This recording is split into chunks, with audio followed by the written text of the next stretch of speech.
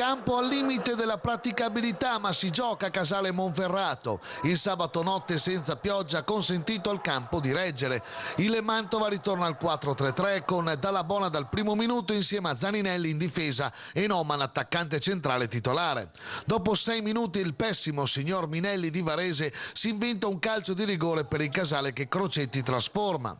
4 minuti dopo Franchi non conclude da pochi passi su un cross dalla sinistra. Il Mantova domina ma non conclude. Si deve attendere il 37esimo quando Colonetti non è preciso nella girata in area. Il secondo tempo si apre con una conclusione di Dalla Bona fuori di poco al quinto. 2 minuti dopo Colonetti si libera vicino all'area piccola ma non riesce a concretizzare. Al 16esimo colpo di testa di Iannini in rete ma l'arbitro annulla per fuorigioco. Al 18esimo Franchi conclude da fuori e sfiora il palo. Al 23esimo Spinale mette per Noman che non segna da pochi passi. Un minuto dopo Fonte stende Iannini ma l'arbitro non assegna il rigore.